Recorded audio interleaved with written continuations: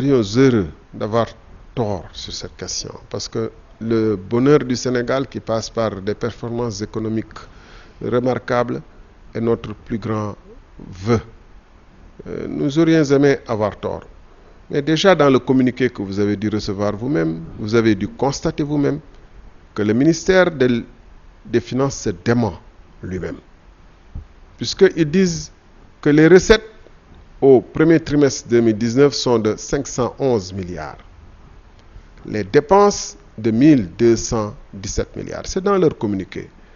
Recettes moins dépenses, c'est 711, moins 711 milliards. Donc ils annoncent un déficit de 711 milliards. Là où je dis, moi, que les chiffres de la DPE donnent un déficit de 458 milliards. Donc, non seulement dans leur communiqué, ils se démentent à eux-mêmes en disant que le déficit n'est pas important. Or, si on fait les calculs avec les chiffres qu'ils ont donnés, le déficit est encore plus grand que ce que je donnais. Mais ils démentent ses propres services, la DPE.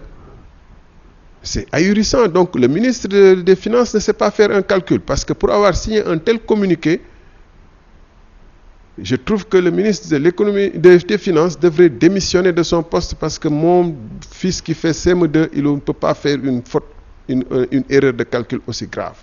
Mais en plus et surtout, il n'a rien dit sur les autres chiffres que j'ai donnés qui sont de la DPE, à savoir que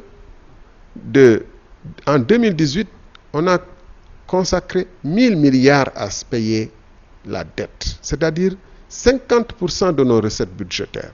Et c'est dû à quoi?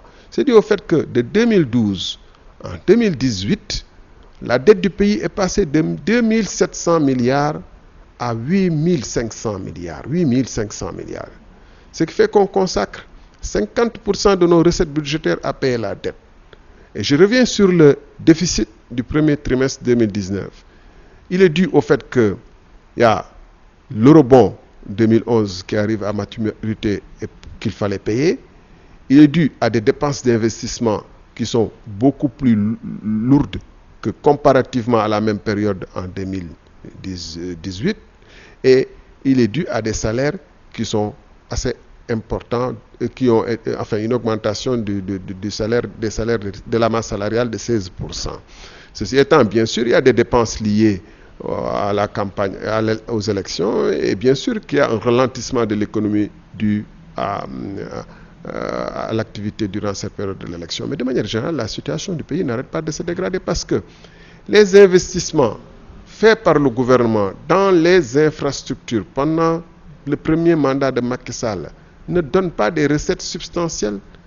On a investi donc plus de 5000 milliards entre 2012 et 2018. C'est une aberration qui nécessitera un ajustement structurel.